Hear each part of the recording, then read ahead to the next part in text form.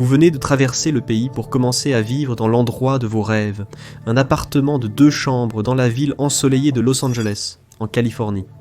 Vous pouvez maintenant travailler pour atteindre votre objectif de devenir une star de cinéma. Si vous arrivez à suivre le loyer exorbitant, bien sûr, puisque la Californie a le 2e loyer le plus élevé de tous les États du pays, avec une moyenne de 2800 $ par mois en 2024. Mais oublions le loyer pour le moment. Il ne vous reste alors plus que la circulation, les tremblements de terre, les incendies, les sécheresses, le coût de la vie élevé en général, la mauvaise planification urbaine, la criminalité et ses politiciens et policiers corrompus. Vivre en Californie n'est peut-être pas aussi génial qu'on le pense. Et voici pourquoi. Il serait pratiquement impossible de commencer à parler des problèmes de la vie en Californie sans jeter un œil à quel point il est incroyablement cher d'y vivre. Des prix de l'immobilier au loyer, en passant par ce que vous payez en supermarché. Et c'est malheureusement particulièrement vrai pour la ville la plus peuplée de l'État, Los Angeles. Les habitants appellent parfois la Californie un État pay-to-play, où les véritables avantages de la vie ne sont accessibles que si vous gagnez un salaire de producteur de cinéma ou de la Silicon Valley. Et, sans surprise, la plupart des gens ne le sont pas. Nulle part cela n'est plus évident que lorsqu'il s'agit de louer ou d'acheter un logement dans l'État doré. En 2019, le loyer mensuel moyen à San Francisco était de 3700 $, un bond impressionnant par rapport à la moyenne nationale, de juste en dessous de 1500 $. À Oakland, le loyer moyen était d'environ 2900 $, près du double de la moyenne nationale, ce qui est un peu mieux. Le prix d'un appartement à Los Angeles avoisine les 2700 $, mais varie considérablement selon le quartier choisi dans ce vaste comté et cette grande ville. Mais que se passe-t-il si vous cherchez à acheter un bien immobilier ? Eh bien, avant d'entrer dans les chiffres précis, disons simplement que nous espérons que vous faites partie des premiers investisseurs de Google si vous prévoyez de mettre un pied sur l'échelle de la propriété. Selon le conseiller non partisan et fiscal de la législature de Californie, une maison d'entrée de gamme en Californie coûte 33% de plus qu'une maison de gamme moyenne dans le reste des États-Unis. Passons maintenant à quelques détails spécifiques. À San Francisco, le prix médian pour l'achat d'une maison est d'1 350 000 $, ce qui est stupéfiant. À Oakland, il faut compter 700 000 $, et à Los Angeles, c'est environ 738 000 $. D'une certaine manière, c'est encore pire que dans ces 2 villes à San José, où les prix des maisons approchent le million, grâce à l'expansion du secteur technologique dans la région. Et rien de tout cela ne montre le moindre signe de ralentissement. De 2023 à 2024, nous avons en fait constaté une nouvelle hausse du prix médian des logements pour l'ensemble de l'État, atteignant plus de 860 000 $, un chiffre stupéfiant. Mais nous connaissons votre pensée. Un prêt hypothécaire pourrait être la solution. Avec vos économies, votre bon crédit et un prêt hypothécaire, vous pouvez combler la différence. Mais c'est là que vous tombez sur une autre mauvaise surprise. Les taux d'intérêt hypothécaires moyens n'ont cessé de se détériorer ces dernières années. Avant 2022, le taux d'intérêt était de 3%, et en octobre 2022, il était passé à un taux bien plus sévère de 7%. Cela ne semble pas énorme, mais si l'on prend en compte les prix mentionnés plus haut, il est évident que ces coûts peuvent s'accumuler de la pire façon possible. Que vous soyez acheteur ou locataire en Californie, la triste réalité est que vous allez être pressé quoi qu'il arrive. C'est déjà difficile si vous êtes quelqu'un qui a du mal à garder un toit au-dessus de sa tête.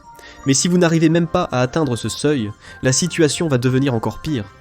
C'est parce que la Californie connaît l'une des pires crises de sans-abrisme des États-Unis à cause de la pénurie de logements. Bien que la Californie ne représente que 12% de la population du pays, elle compte 22% de la population sans-abri du pays. Et c'est encore une autre chose qui ne fait qu'empirer. La Californie a connu une augmentation de 15% de la population sans-abri depuis 2015, ce qui porte la population actuelle sans logement à un peu plus de 181 000. Et si vous faites partie de ces personnes défavorisées, vous allez passer un mauvais moment. Non seulement à cause de l'exposition aux éléments et de l'insécurité alimentaire, mais aussi parce que les personnes sans logement souffrent d'un taux beaucoup plus élevé de maladies mentales et de crimes violents commis contre elles. Ce qui fait une bonne transition vers les autres aspects de la crise du coût de la vie en Californie. Les courses et les services publics. En général, la Californie est largement considérée comme le 4e État le plus cher du pays, avec des dépenses annuelles moyennes estimées à un peu moins de 65 000 $. La fourchette basse des estimations tourne autour de 53 000 $, tandis que la fourchette haute, pour les zones les plus densément peuplées de Los Angeles, atteint environ 70 000 $. Concentrons-nous pour l'instant sur le montant de 65 000 $, malgré nos différences. Voici comment cela se répartit à peu près. 12 200 pour le logement et les services publics, 10 400 $ pour les soins de santé, 4 700 $ pour la nourriture et les boissons hors restaurant, 1 300 en essence et produits énergétiques, et toutes les autres dépenses personnelles s'élevant à environ 36 200 $. Cela signifie que pour la personne moyenne, vivre en Californie représente une dépense de 5 400 $ par mois. Forbes a même calculé combien les services publics vont grignoter votre budget mensuel en Californie. Environ 438 $ répartis en factures d'eau de 77 $, internet de 40 $, gaz de 34 $, variable selon l'endroit en Californie, téléphone de 114 $ et 49 $ pour le streaming. L'Américain moyen dépense 270 $ par semaine en courses, mais c'est moins cher que ce que vous dépenserez en Californie, où la moyenne est de 298 $ par semaine. Bien que les détails puissent varier, à Los Angeles, le coût des courses est de 11% supérieur à celui du reste du pays, ce qui signifie que les Angelenos ressentiront particulièrement la pression lorsqu'ils rempliront leurs chariots. Et bien sûr, il y a un autre coût annuel de la vie en Californie auquel vous n'avez peut-être pas pensé. L'impôt sur le revenu. La Californie a certains des impôts les plus élevés de tous les États-Unis, avec un impôt sur le revenu pouvant atteindre 13,3% en 2023. Cela signifie que l'Internal Revenue Service prend plus d'un dixième de votre argent durement gagné chaque année si vous atteignez la tranche d'imposition la plus élevée, alors que vous peinez déjà à joindre les deux bouts avec le loyer, l'épicerie et les factures. Et si jamais vous gagnez plus d'1 million de $ par an, vous êtes soumis à une surtaxe d'1% pour financer des initiatives de santé mentale. Mais ce n'est pas seulement dans vos revenus annuels que vous sentirez la pression du fisc. C'est aussi quand vous êtes à la caisse du supermarché près de chez vous. La Californie figure parmi les 10 premiers États des États-Unis en matière de taxes de vente, appliquant entre 7,25% et 10,25% de taxes sur tous les biens que vous pourriez vouloir acheter au cours d'une journée ordinaire. Et tout cela serait peut-être un peu plus facile s'il était en quelque sorte facile ou abordable de se déplacer réellement dans l'État. Dans la plupart de la Californie, mais surtout à Los Angeles, il n'est tout simplement pas envisageable de ne pas avoir de voiture. C'est une vérité largement reconnue que les transports en commun de Los Angeles laissent beaucoup à désirer. L'un des concepteurs du métro de Los Angeles a déclaré qu'il n'est actuellement pas très étendu. Les plaintes similaires sur les lignes de bus de la ville persistent. Si vous comptez utiliser Uber en permanence à Los Angeles, mieux vaut partir immédiatement. Los Angeles a connu une perte dévastatrice de 25% des usagers du réseau de bus au profit des voitures, ce qui inquiète naturellement les climatologues. Le métro a perdu 10% de ses passagers, entre 2006 et 2015. Mais si vous pensez qu'à cause de cela, avoir une voiture signifie que tout sera facile pour vous, nous sommes désolés de devoir briser cette illusion également. Étonnamment, Los Angeles arrive en 14e position dans le classement des pires embouteillages des États-Unis, loin derrière New York et San Francisco. Mais ce n'est pas la bonne nouvelle que cela pourrait sembler être. En 2024, selon TomTom, les navetteurs de Los Angeles ont passé 157 heures à conduire, dont 86 uniquement à cause des embouteillages. Los Angeles et San Francisco sont les pires en matière de circulation en Californie. Et cela s'explique par une combinaison de leur population collective massive. San Francisco compte 874 000 habitants, Los Angeles en a 3 800 000, et d'une mauvaise planification urbaine, qui ne permet pas à ces grandes populations de circuler facilement.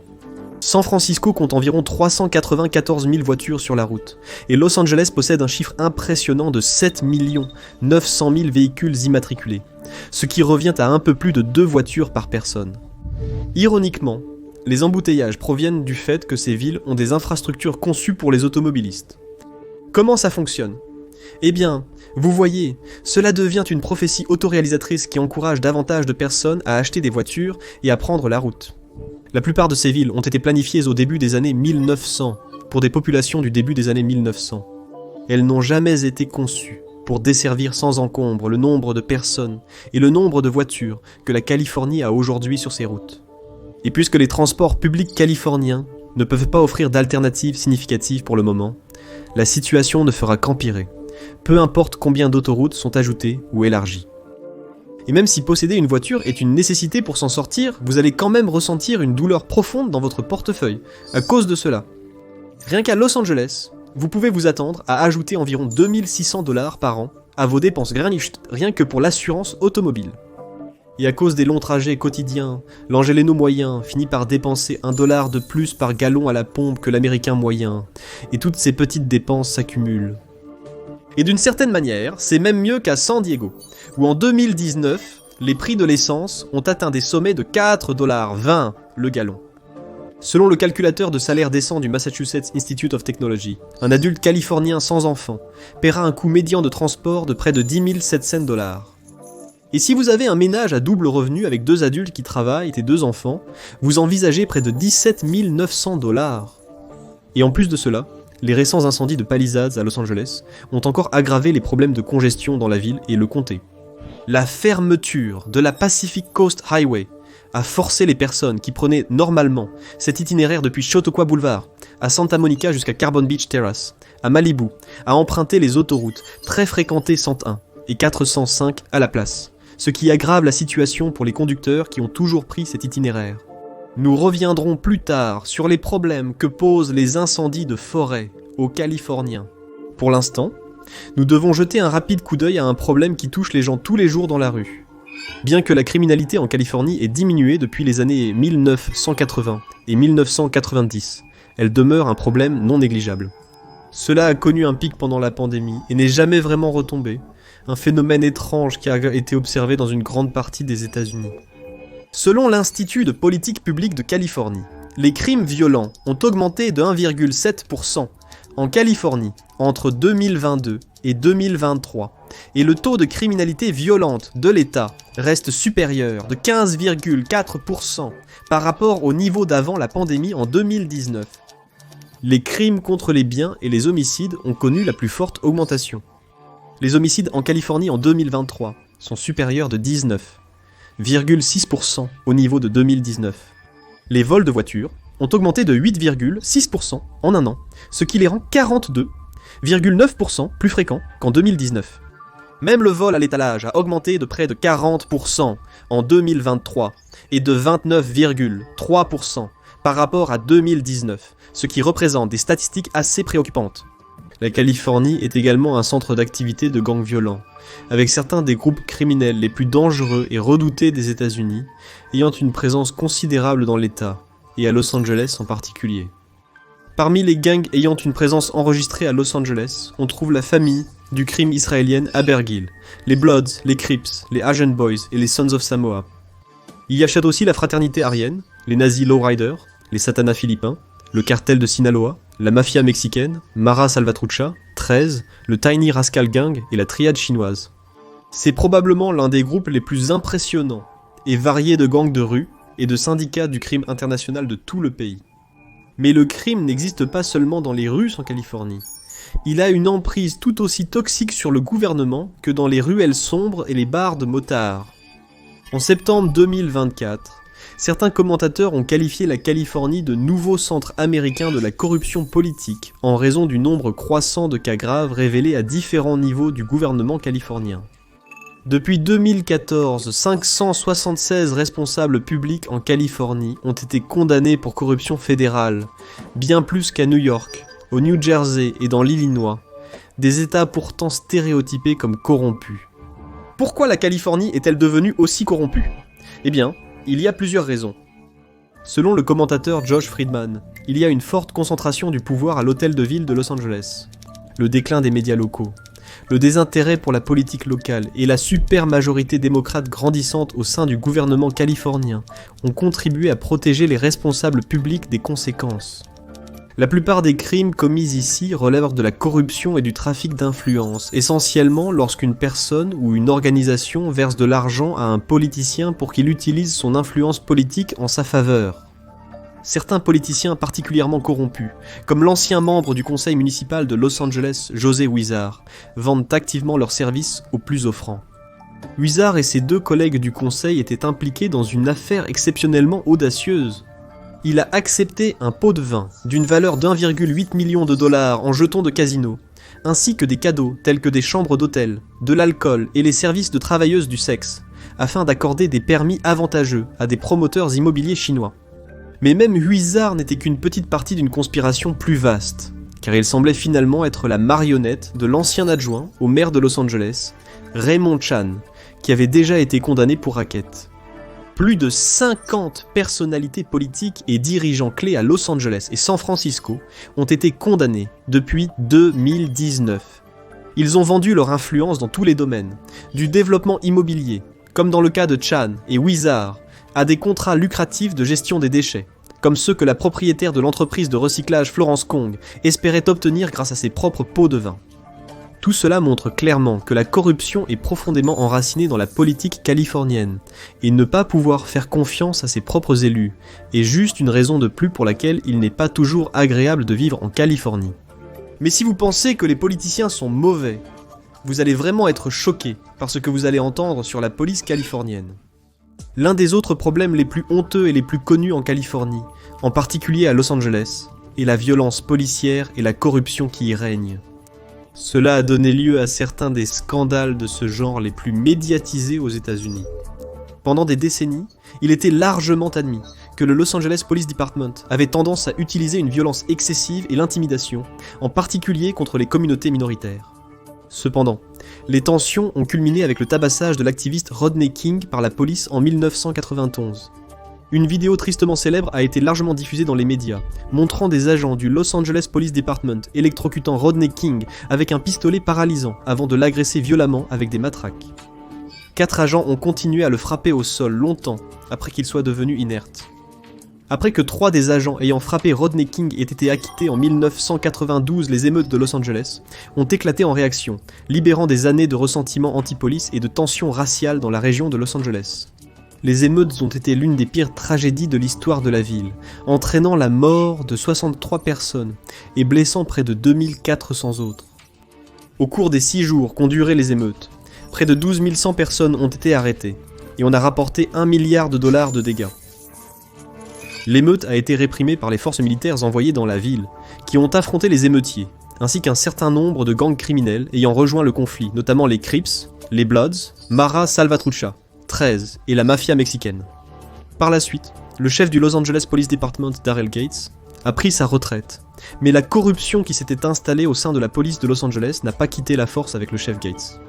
Il y a aussi eu le scandale de Rampart, à la fin des années 90 et début 2000. Des membres de la division Rampart du Los Angeles Police Department, en particulier des agents impliqués dans l'unité Community Resource Against Street Hoodlums, ou Community Resource Against Street Hoodlums, étaient impliqués à la fois dans la corruption et dans une activité criminelle effrénée. Cela inclut la brutalité policière, la falsification de preuves, le vol et le trafic de drogue, le braquage de banques, le parjure et la dissimulation de tous les crimes précédemment mentionnés. Avec plus de 70 agents condamnés dans ce scandale, leurs activités monstrueuses ont été si répandues qu'elles ont inspiré des films comme Training Day et des séries télévisées comme The Shield. Cela a renforcé dans l'esprit de beaucoup de gens l'idée même d'un policier criminel et hors la loi. Et bien que l'unité Community Resource Against Street Hoodlums ait été dissoute lorsque tous ces crimes ont été révélés, des comportements dangereux, corrompus et criminels existent toujours au sein des forces de l'ordre de Los Angeles. Ce qui nous amène aux gangs de shérifs adjoints du département du shérif du comté de Los Angeles.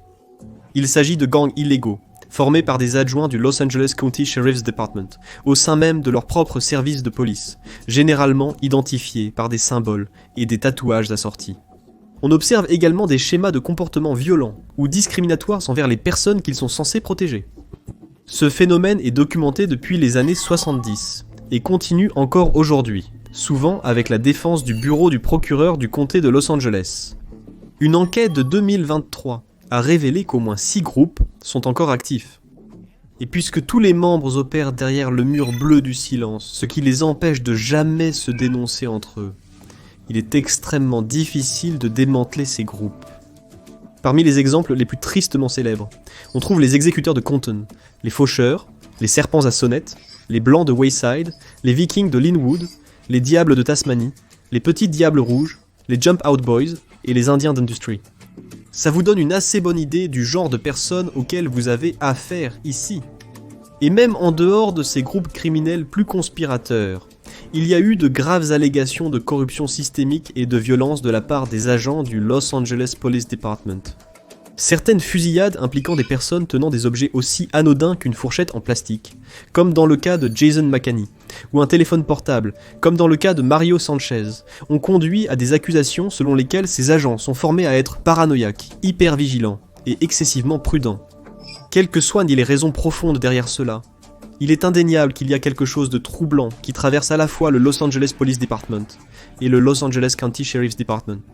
Des histoires de violence et de corruption continuent d'émerger, et il ne s'agit pas seulement de quelques mauvais policiers. Pour toute personne envisageant de vivre dans la région, c'est un signal d'alarme sérieux, surtout si vous faites partie d'une minorité. Et la seule chose pire que cela, c'est notre raison ultime pour laquelle il est souvent difficile de vivre en Californie. Le monde et la météo eux-mêmes essaient de vous tuer ou de vous ruiner financièrement. La Californie est un État qui entretient une relation intéressante avec la nature. Elle a accès à tous les types de biomes, des vues à couper le souffle, des arbres et une faune incroyable, une chaleur sèche quasi constante et une tendance terrifiante à subir des catastrophes naturelles. En raison du climat aride, les sécheresses sont un risque constant, entraînant souvent des pénuries d'eau pour les habitants de tout l'État. Concrètement, cela signifie qu'il faut rationner l'utilisation de l'eau pour des choses comme les douches et le lavage de votre voiture, afin de s'assurer que la végétation locale ne disparaisse pas à cause de la déshydratation. Mais cela demeure du côté le plus modéré. En raison de la présence de failles actives sous son sol, tout l'État est extrêmement vulnérable aux tremblements de terre. En général, la Californie subit au moins 2 tremblements de terre par an, pouvant causer de graves dégâts structurels et parfois la mort. Même les tremblements de terre moins violents peuvent être une expérience effrayante. Mais même cela pâlit en comparaison de la menace constante des incendies de forêt, aggravée par le changement climatique et la sécheresse naturelle du sud de la Californie. Cela a été vu tout récemment, et de façon particulièrement dévastatrice, lors des incendies de Palisades en 2025 qui ont détruit de vastes zones de Los Angeles, tuant au moins 29 personnes et laissant de nombreux habitants avec leur vie en ruine. Il y a aussi un autre coup caché et terrifiant lié à la fréquence des incendies de forêt violents en Californie. Certains propriétaires opportunistes ont profité de ces tragédies comme excuse pour soutirer encore plus d'argent à leurs locataires, aggravant ainsi la crise du logement pour beaucoup. Lorsque des dizaines de milliers de personnes ont été déplacées de chez elles lors des incendies de 2024-2025, elles se sont retrouvées dans des logements temporaires avec des prix qui augmentaient rapidement, parfois en totale violation des plafonds de loyer d'urgence imposés par la loi. Les incendies de Los Angeles ont détruit 16 000 maisons, dont 22% étaient occupées par des locataires. Étant donné que la moitié de ces locataires consacraient environ 30% de leurs revenus au loyer, ce genre de hausse abusive des prix peut être financièrement désastreux pour des personnes qui traversent déjà l'épreuve la plus difficile de leur vie. Après les incendies, le groupe d'activistes, la Brigade des loyers, a trouvé plus de 1300 exemples d'augmentation de loyers illégales annoncés entre le 7 janvier et le 18 janvier. Gardez à l'esprit que les lois sur le plafonnement des loyers couvrent toute augmentation de loyer supérieure à 10%. Nous sommes donc confrontés à des actes vraiment scandaleux de cupidité de la part des propriétaires. Un condo de 3 chambres au centre-ville de Los Angeles affichait un prix Zillow avant l'incendie de 5 500 $, mais ce prix a bondi à 8 500 $, soit une différence de 3 000 $.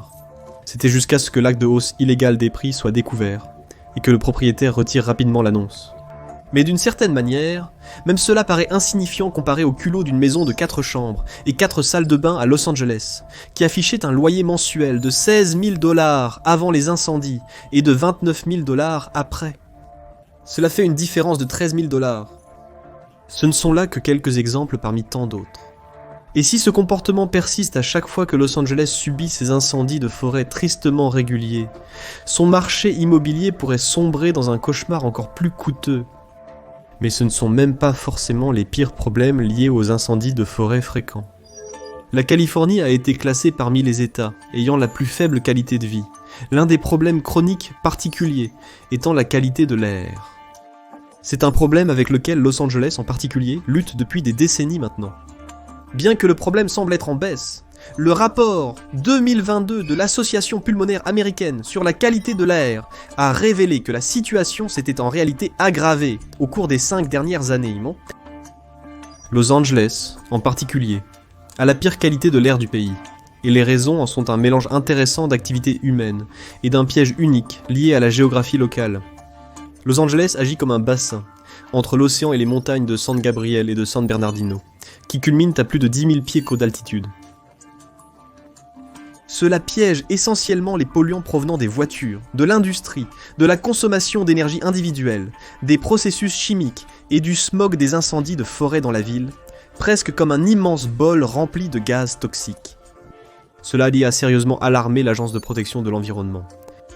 Selon l'Agence de protection de l'environnement, l'air pollué de Los Angeles et les niveaux élevés d'ozone ont des effets à long terme, comme l'aggravation de l'asthme, de la bronchopneumopathie chronique obstructive, l'inflammation des poumons, les crises cardiaques, les accidents vasculaires cérébrales, l'insuffisance cardiaque et même des dommages au cerveau et à la reproduction.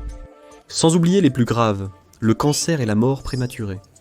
Lorsqu'on ajoute les cendres et la fumée des incendies de forêt, l'équation devient encore plus dangereuse. Ensuite, il y a la qualité de l'eau. Selon le Conseil de protection des océans de Californie, je cite, « La pollution plastique, les proliférations d'algues nuisibles, le ruissellement des nutriments et les polluants chimiques nuisent aux écosystèmes et aux espèces et entraînent des coûts importants pour la santé et l'économie des Californiens, incluant les coûts du nettoyage des déchets, de la pollution des plages et des fermetures de pêcheries. Cependant, ce ne sont pas les civils qui en souffrent le plus. Demandez simplement aux pompiers incarcérés de Californie. Depuis plus d'un siècle, les prisons de Californie disposent d'un programme qui leur permet de former et de déployer leurs détenus comme pompiers, en première ligne, lors de certains des incendies les plus dangereux de l'État. Les pompiers professionnels et volontaires sont dans l'incapacité d'accomplir cette tâche sans aide extérieure. Ces pompiers incarcérés ont le choix de participer ou non, mais ce n'est pas vraiment un vrai choix. Selon Georges Galvas, cofondateur et directeur exécutif de Communauté Unie pour la justice restaurative des jeunes, je cite, « C'est comme l'opportunité d'être à l'extérieur contre le fait d'être dans une cage en béton avec des barreaux de fer. » Donc, on peut dire que c'est un programme volontaire, mais il n'y a vraiment pas beaucoup de choix quand on ne vous en donne pas beaucoup. C'est de l'exploitation. Il a ajouté que les conditions dans les prisons de Californie sont tellement terribles pour les détenus, que pour beaucoup d'entre eux, aussi insensé que cela puisse paraître, affronter des incendies de forêt déchaînés semble être l'option la plus sûre. Et les salaires qu'ils reçoivent pour risquer littéralement leur vie sont nettement inférieurs à ceux des pompiers non incarcérés. Ces mêmes pompiers ne sont même pas éligibles pour rejoindre les services de lutte contre les incendies civils après leur libération, malgré leur formation et leur expérience sur le terrain. Chacun reçoit en moyenne un paiement de 10,24 par jour, avec une légère augmentation en cas d'urgence. Et étant donné que les pompiers incarcérés ne peuvent-ils pas avoir de condamnation pour incendie criminel, de condamnation pour violence sexuelle, ni plus de 8 ans de peine, on peut dire sans risque que beaucoup des personnes mises en danger ici ne sont même pas des criminels violents. Et si l'on peut juger un endroit à la façon dont il traite ces personnes les plus vulnérables, les sans-abri, les pauvres, les prisonniers, alors on peut dire sans risque que la Californie est un État qui a de vrais problèmes.